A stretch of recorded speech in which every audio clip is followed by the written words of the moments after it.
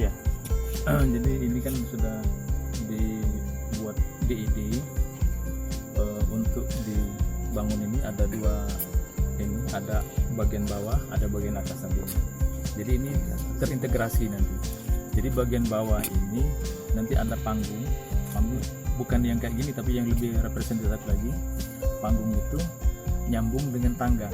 Jadi tangga itu dibuat sedemikian rupa nanti nyambung dengan yang atas. Yang di atas. Yang di atas. Iya.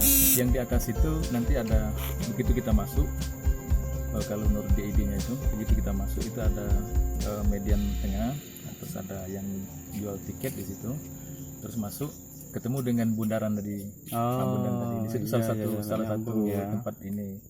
Bundaran tadi akan menjadi ikon ya. Jadi ikon dari Danau Rayo. Iya. Nah, kemudian di pinggiran ini Ya Pak, bisa sambil jalan. ya, di pinggiran ini kan masih banyak belukar kan. Iya. Ini dibersihkan, kemudian dibikin jalan setapak yang ini yang kayak di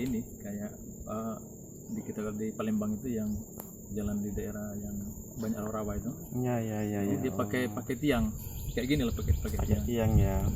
Jadi dibikin jalan setapak berapa ke bagian Keliling gitu, Pak. selatan, berapa bagian utara, itu berapa dapat itu kita lanjut terus. Iya. sepanjang pinggir yang bagian bawah ya, itu WC, kemudian musola, kemudian tempat parkir, kemudian tempat ini los tempat masyarakat jualan, Pedagang ya. pedagang gitu, Iya. yang jual souvenir, makan minum gitu kan. Nanti semuanya akan dikelola di bawah Dinas Pariwisata. Untuk sementara di bawah Dinas Pariwisata, nanti mungkin ke depan kalau memang itu akan dikembangkan lebih profesional lagi, mungkin investor ya. yang pihak ketiga ya. Tapi sebelum investor masuk, kita harus sudah mempersiapkan DID-nya dulu. Kalau misalnya memang mereka nanti masuk, kita punya rencana sesuai dengan DID yang kita. Pak, ini kan program multi years gitu ya Pak ya. Kira-kira targetnya tahun berapa selesai supaya ini jadi utuh, jadi satu objek wisata baru yang cantik, lengkap dengan semua fitur fasilitas tadi. Kira-kira sampai tahun berapa ditargetkan pembangunannya? Kalau ini kan kebetulan di periode pertama Pak Bupati sekarang, itu kan berakhir di 2020. Ya. Pilkada di 2020. Jadi kalau seandainya di periode pertama ini yang nampaknya enggak bisa kan? Belum selesai ya. Tidak bisa selesai di periode pertama. Kalau beliau memang bisa lanjut ke periode kedua, di periode kedua itu yang dia lebih concern ke pariwisatanya. Kita bangun lagi.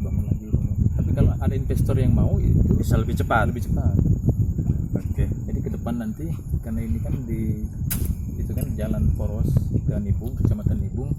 Jadi kalau masalah jalan transportasi itu mudah-mudahan tetap lancar itu Iya. Dan mungkin akan semakin banyak orang yang lewat sini kan, karena misalnya di perjalanan bisa mampir sebentar ke sini gitu kan.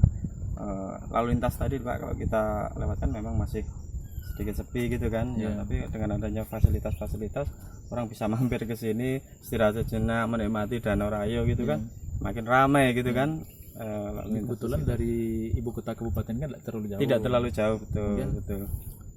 Kita di sini sudah dari Dinas Pertanian menginginkan di seputaran ini jadi ada semacam agrowisata Pak ya. Ini kan ada tanaman duku kan, kebun-kebun duku, kebun-kebun durian. Jadi nanti ada wisata petik durian sendiri sama petik duku gitu petik Pak. Duku, kemudian ditambah yang lain nanti Petik jambu gitu ya. Jadi petik agrowisata. stroberi gitu ya. Jadi bagian sepanjang jalan ini ada agrowisata, tempat istirahatnya di sini. Keren. Orang mau muter-muter sudah disiapkan sarana yang Iya. ini kan yang Jangan lupa Pak, itu. kulinernya Pak. Kulinernya ya kuliner. Ya. Iya, biasanya kan kalau dekat dengan danau pasti kuliner yang ikan-ikanan itu Pak ya, ikan bakar apa gitu. Ya Pak, terima kasih Pak Ramsul.